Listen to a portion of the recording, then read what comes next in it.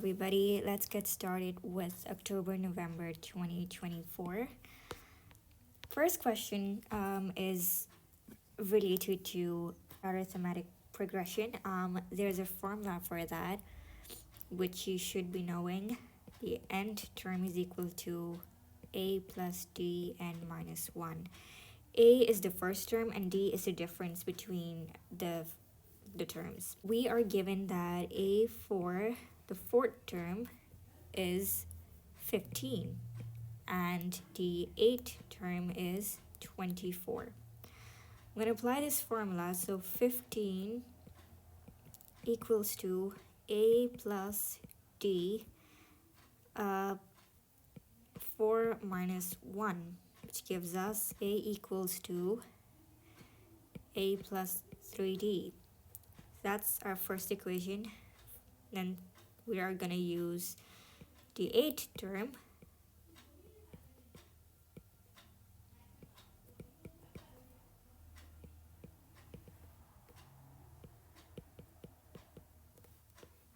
This is our second equation. Now we know that a is going to be the same, so we can rearrange our equation since our first term will be the same for both the equations.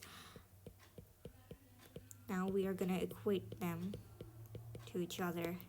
So from here we get d as 2.5.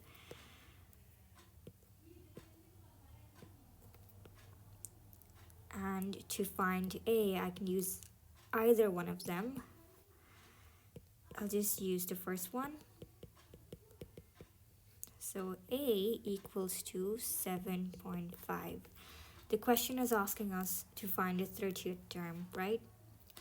How am I going to find the 30th term? Well, I know a is equals to 7.5 and d is 2.5. So n30 equals to 7.5 plus 2.5, 30 minus 1. This gives us 80. That's our answer. Our second question is regarding trigonometry. So right over here I see that I should know the identity. First I will add these two together. I will use the calculator. So our calculator should be on radian mode when we insert this. This is going to give us, and when I apply the identity it's going to be this. I'm going to take this to the other side.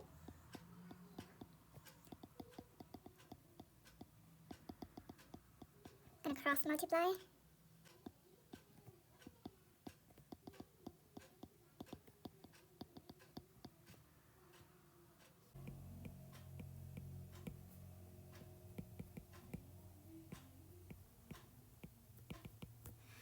What I like to do is I like to substitute when our expression is in a trigonometric term. So tan of x would be a.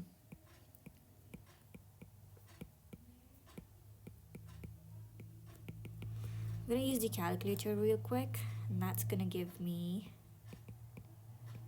a is equal to square root 3 and 1 over 3. These are not our final answers. I'm going to use this substitution again.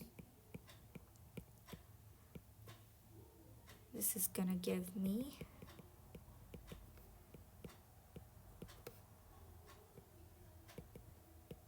one over 3 pi. That's one of our answers. Second one would be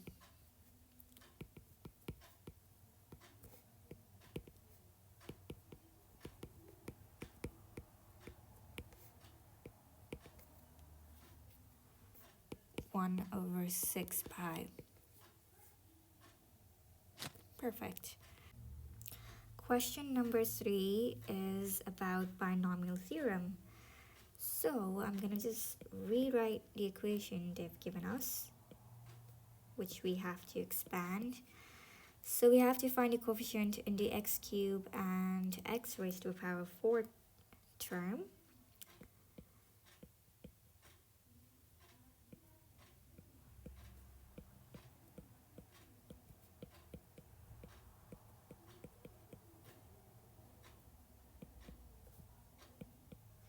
we solve this equation, we are gonna get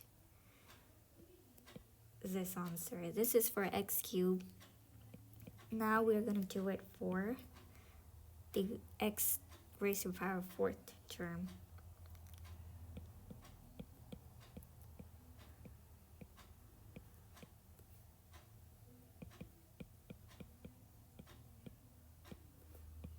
These are two answers.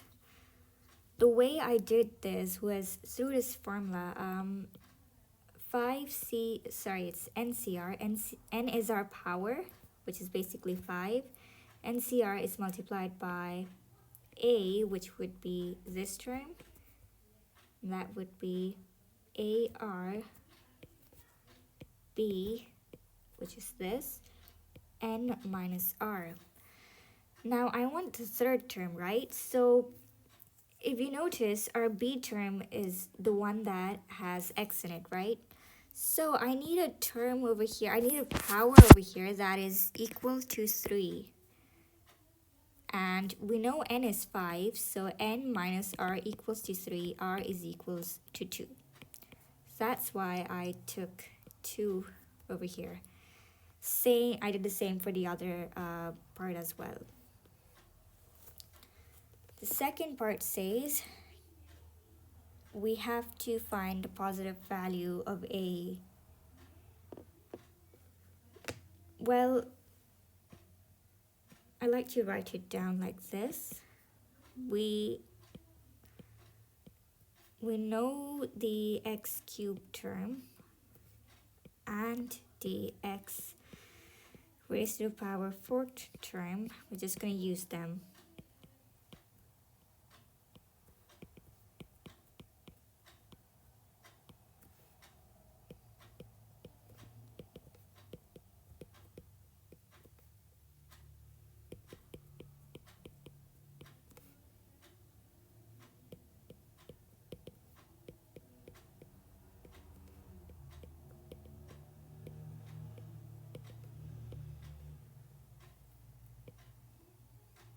This is our answer.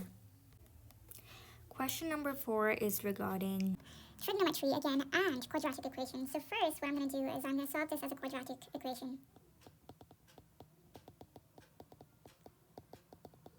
It's kind of hard dealing with a sine raised to power 4. What I like to do is, again, I'll substitute this. So this becomes a quadratic equation.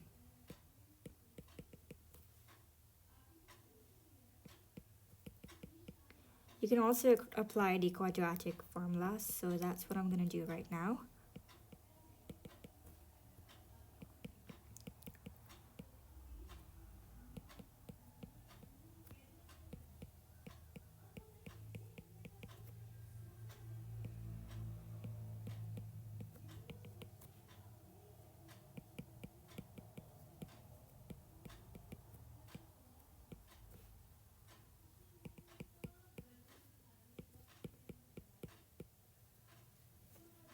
Since this is negative, I'm going to cancel this out. There will be no solution to that. I'm going to consider this. So A is equals to 1 over 2. A was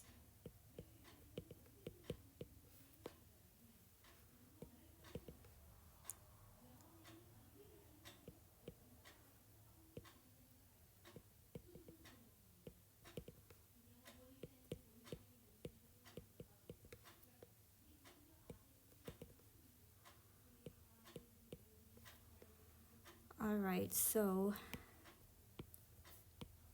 when I draw the quadrants, I know that I need one over here, 45. This one would be 180 minus 45, so that will give us 135. Since we need the sign in all the quadrants, not only positive but also negative, so I'm also going to consider this one. So our first angle would be 45, 135. To find this, we are gonna 180 plus theta, which will give us 225. And over here, it's gonna be 360 minus theta. These are our final answers. Question number 5 is regarding transformations. So we need like around 3 transformations, which transforms the graph y equals to f of x to y is equal to g of x. Well, the first thing I notice is that our graph is on the other side, so there will be a reflection about the y-axis.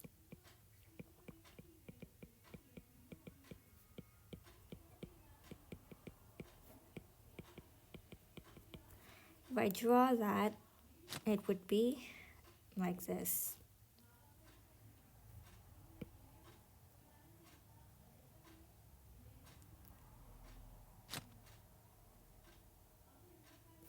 Yes. The second transformation would be that there's going to be a stretch along the y-axis by a factor of 2. How do I know that? Well, over here, it's 3, right? When we multiply it by 2, it's going to be 6, and that's exactly where our pointer is.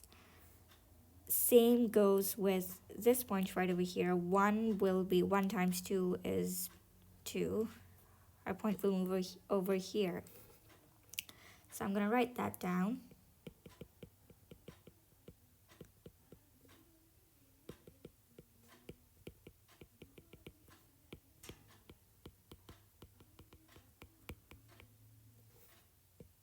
The third transformation will be, let me just draw our first transformation and then second transformation.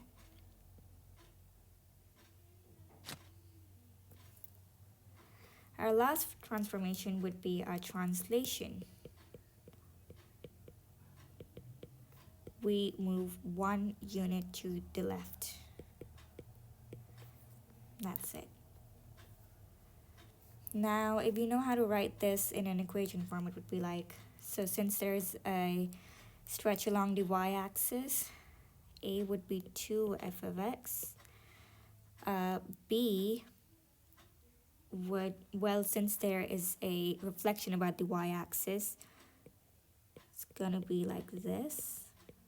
And then since our graph moves to the left side, we will be adding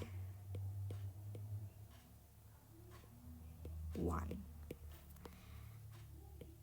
I want to simplify this equation. It gives me this.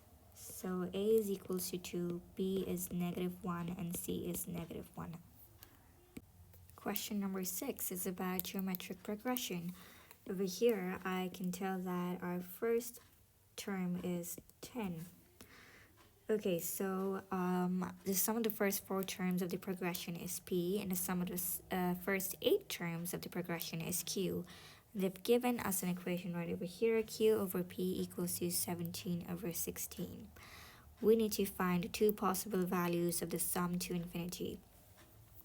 For the first thing I'm going to do is that I'm going to use the formula of the sum of the first few terms, whatever they've given us. They've given us the first 4 and first 8 terms, so that's what we need to find first.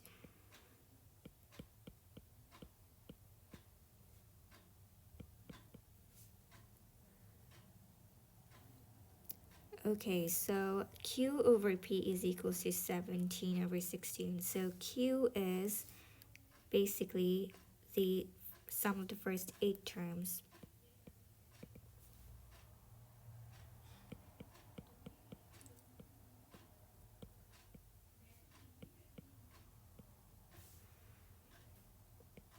And the sum of the first 4 terms would be this. So q, okay, this is basically equals to p, and that's q. So q over p is going to be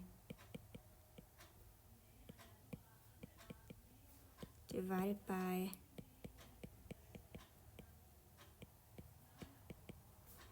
is equals to 17 over 16. I can flip this equation over. like this.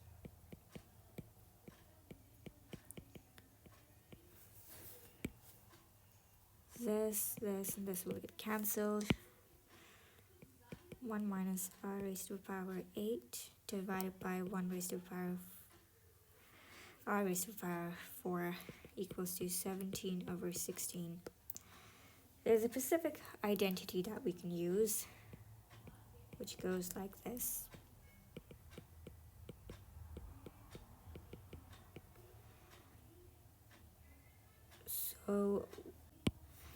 So I'm going to use the identity for 1 minus r raised to the power 8, and that will give us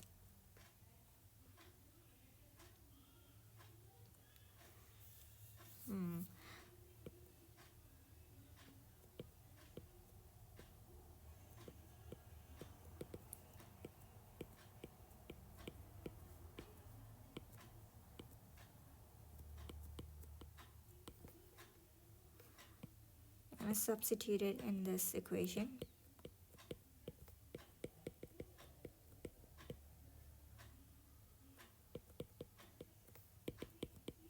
And you'll notice how we can cancel this with this.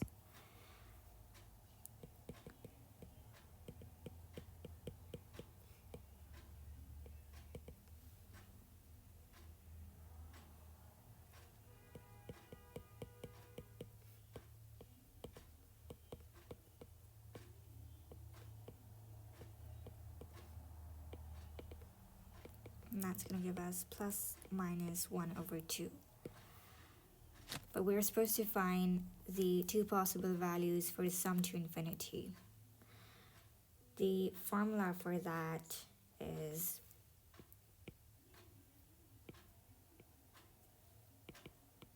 a over 1 minus r.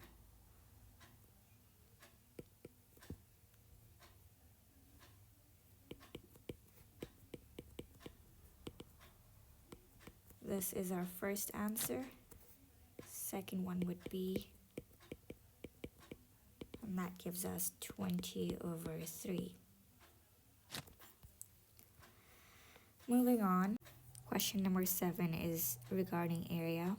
So we need to find the area of A, B, C, D, E, F, like the entire shape.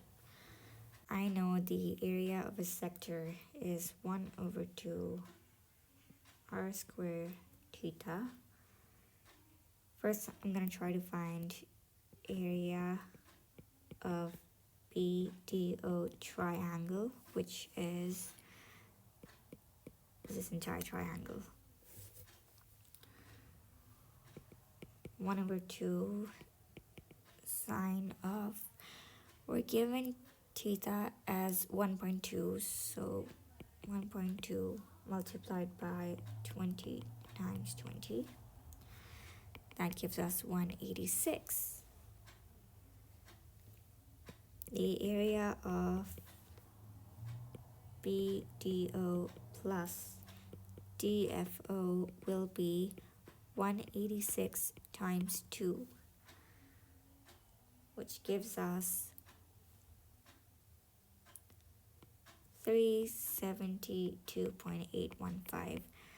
I basically didn't write the exact value over here. I used the calculator value and multiplied it by 2. Now we're going to find the area of the sector of BOF.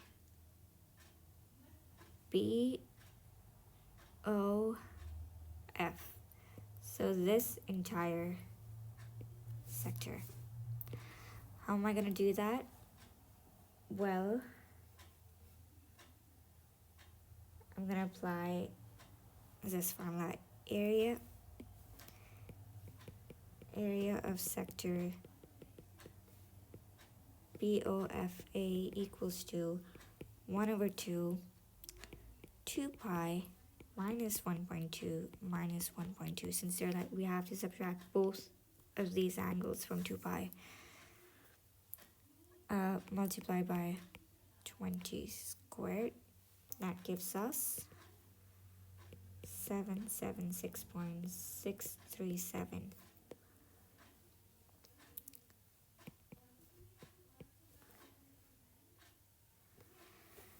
To find the area of this part and also this part, I'm gonna apply a formula. I'm gonna break this down first so I can find the radius. So I know this was 1.2, this will be 0.6 when I cut it into half. And that's the right angle, so hypotenuse and opposite. We need to find the, we actually need to find the opposite side. Yeah, that will give us, we actually need to find the opposite angle. We actually need to find the opposite length, and that will be the radius. So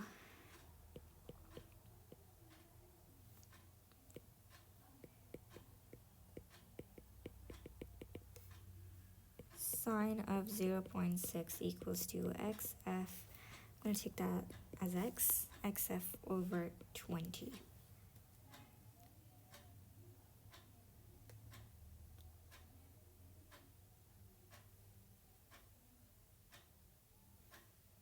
xf equals to 20 sine 0.6.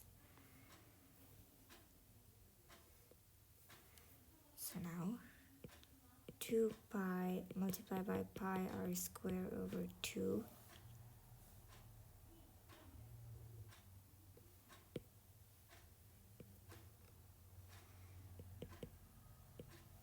pi r squared would be 20 sine 0.6 whole squared equals to 400.64. This is our third thing that we need to add together. So our total area will be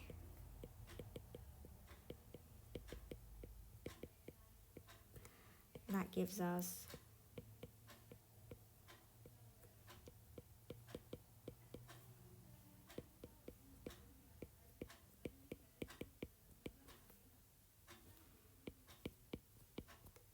I'm gonna round it off, and it's gonna give us 1550 centimeters square.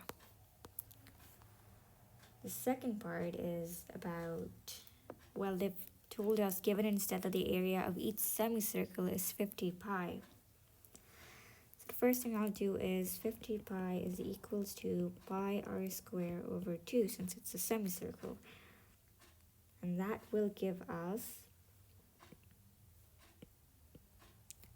r is equals to 10. So the circumference of BCD and DEF is gonna be 2 times 2 pi r over 2 pi 10, and that will give us 20 pi.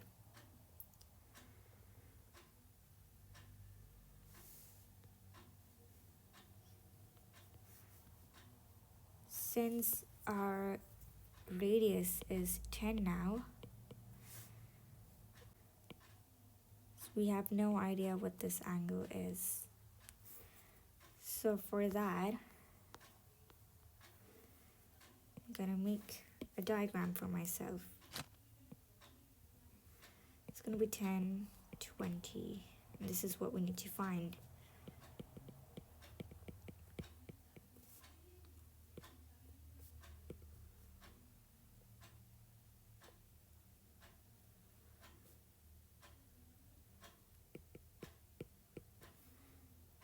Since we basically need this entire angle, we're going to multiply this by 2. So that's going to give us pi over 3. So the circumference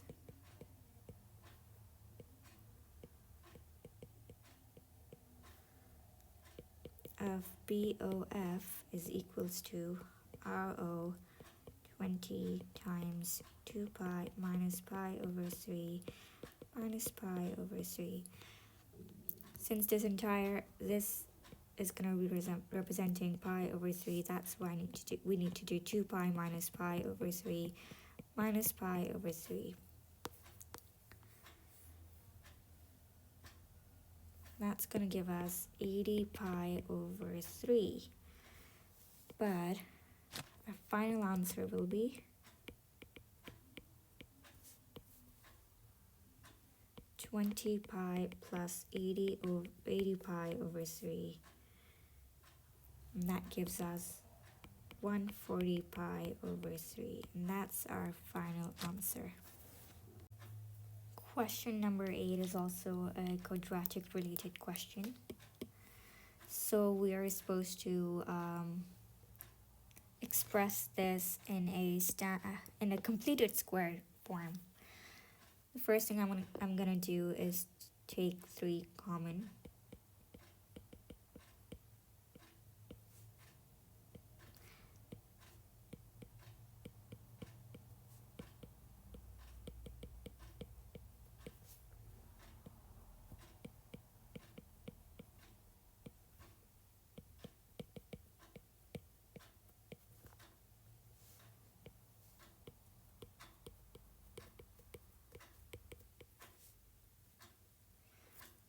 So this is our final answer, and A would be -2, B is 2. The least value of k for which the function of f inverse exists, we know that the turning point is 2, x is basically equals to 2, and y is 2, so the turning point is at 2, 2. So the least value for k would also be 2.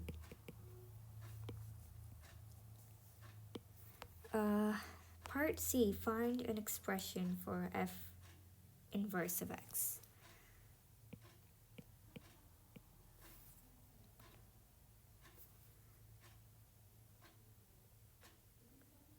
This will be our domain.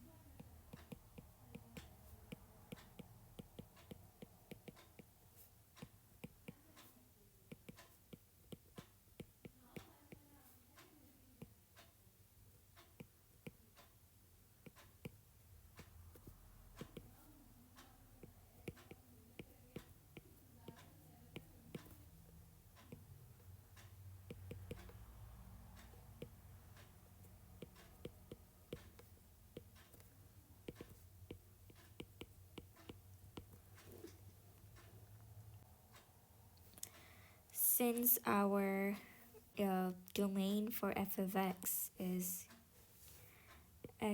greater than k, which is x is greater than equal to 2, that's why we are gonna add this. And that's our final answer. For part D, we need to know that f minus 1 f of x equals to f of x. So that's going to be 2 plus, in place of x we're going to write 29, minus 2 over 3 equals to 3x squared negative 12x plus 14. That's going to give us 2 plus 3 equals to 3x squared negative 12x plus 14.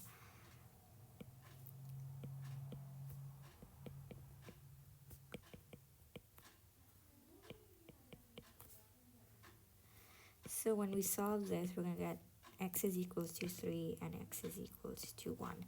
Since x is supposed to be greater than equal to 2, so hence x is equals to 3.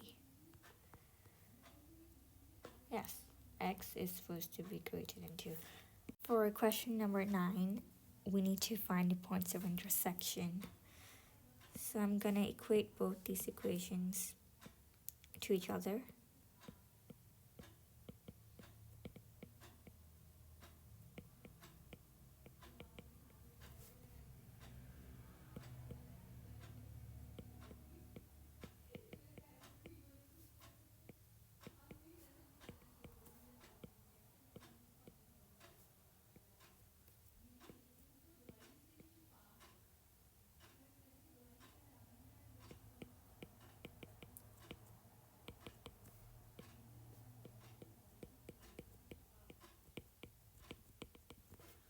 That gives us x equals to 0, x equals to 1, and x equals to 3.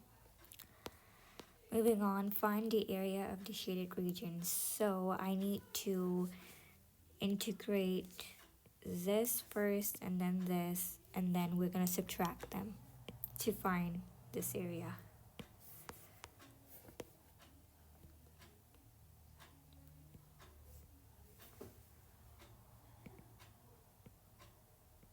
We already know the limits, which is going to be 1 and 3. We found them here.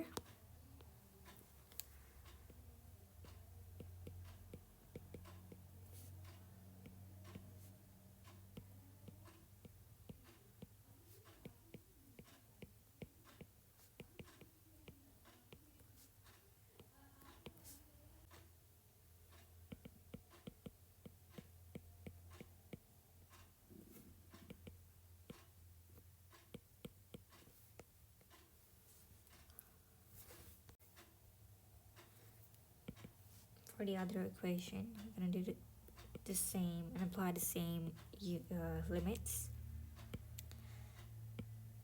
For the other equation, we're going to apply the same limits.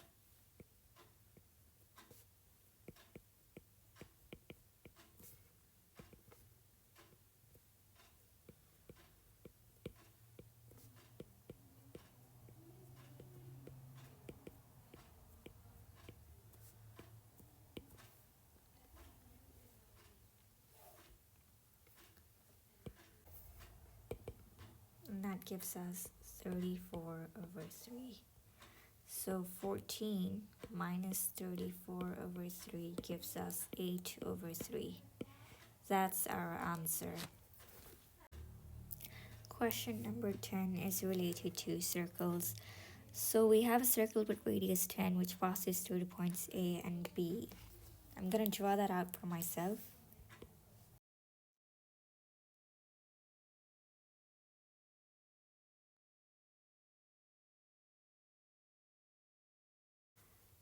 Okay, so first I'm going to find the midpoint of A and B.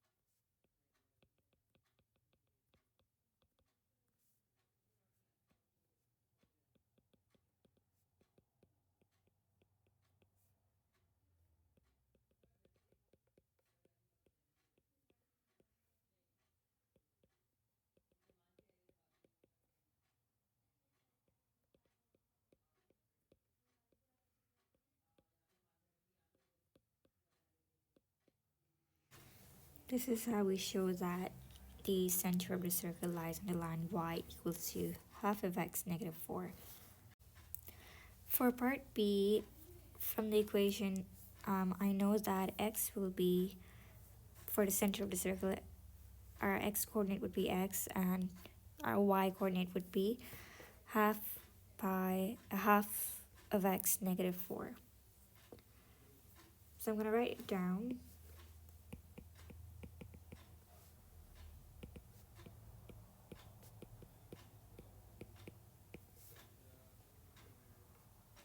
that OA is equals to 10 and A is 4, 3. I'm gonna apply the distance formula.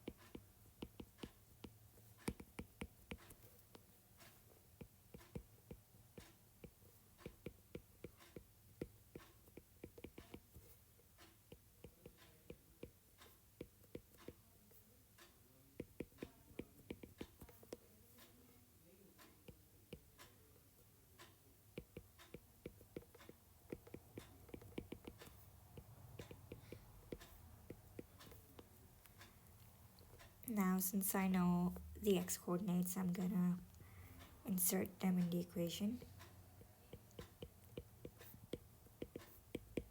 to find the y coordinate.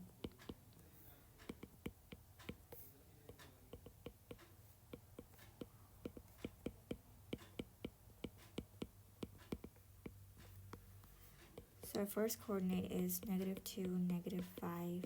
The second coordinate is 14 and 3. So now we're gonna create the circle of an equation.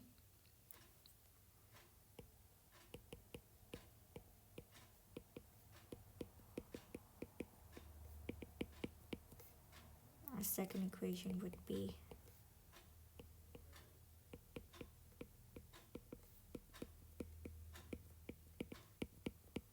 these are our answers. In question number 8, we have to find we have to differentiate the equation. So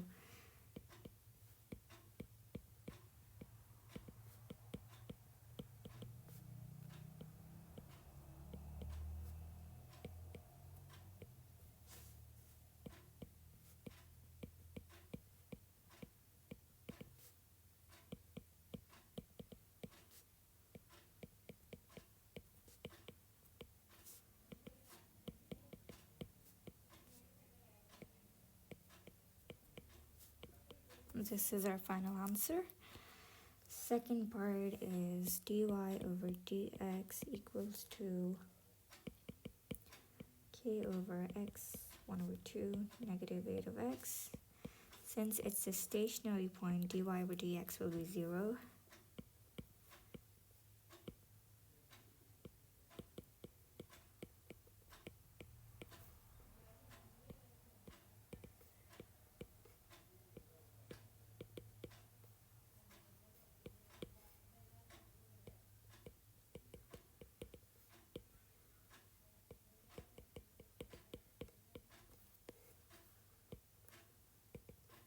I'm going to use the calculator for this.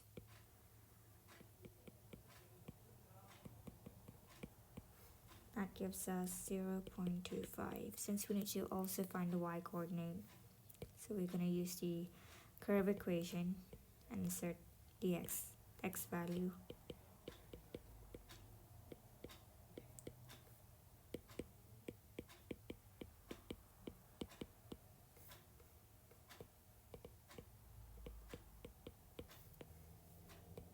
So our coordinate is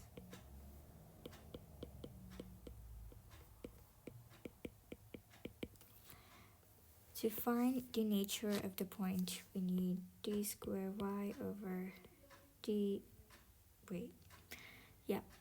square. And that is equals to -k over 4x, -3 over 2, -8.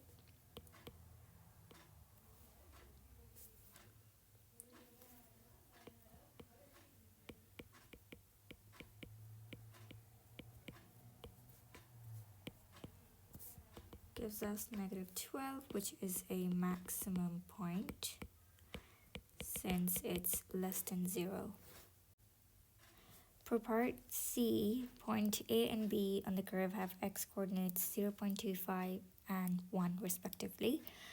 For different value of k, the tangents to the curve at a point at the points A and B meet a point with x coordinate 0.6. Find the value of k. So first, I need to use point A. It is given that x is equals to 0.25.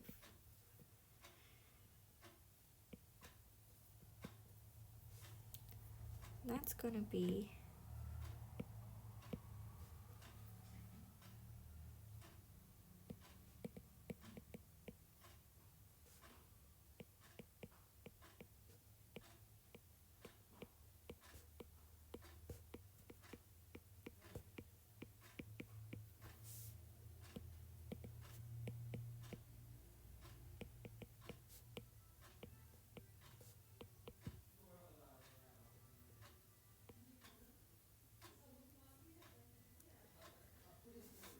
so this is point A.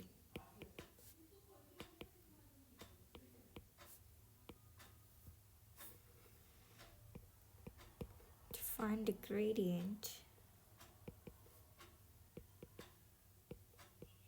I'll have to apply this formula.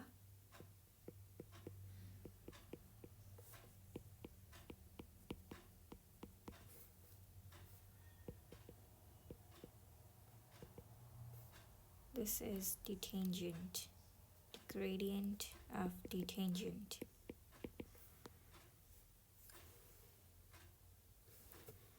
The equation of tangent at A will be y minus, we'll take this as the y coordinate.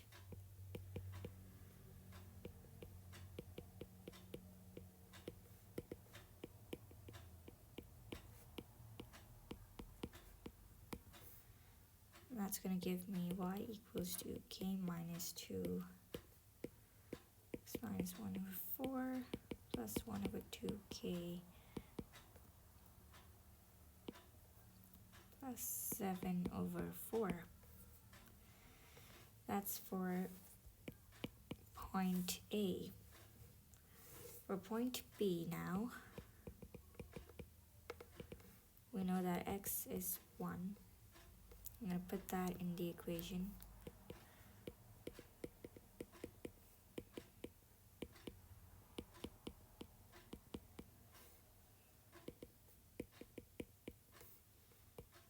To find the gradient,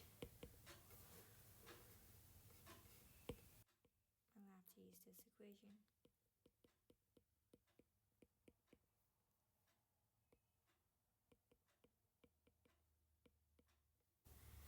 This is the gradient of the tangent. So we need to find the equation of the tangent.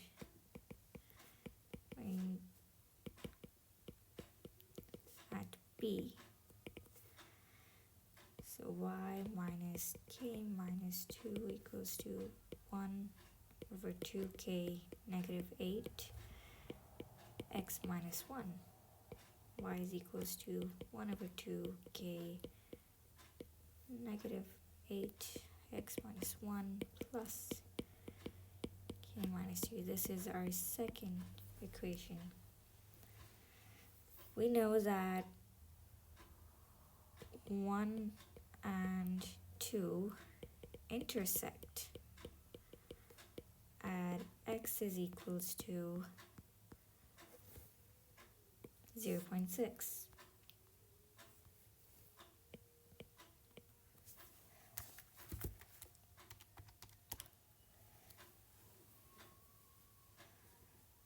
So I'm gonna write the equations again.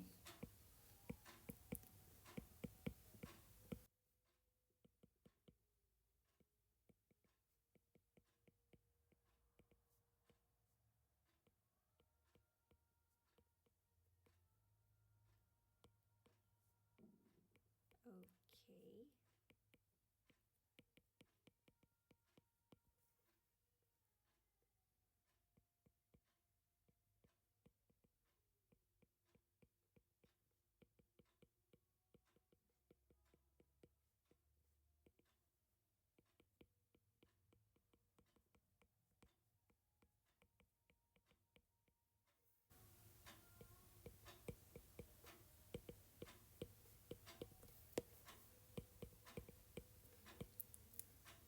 This is our final answer.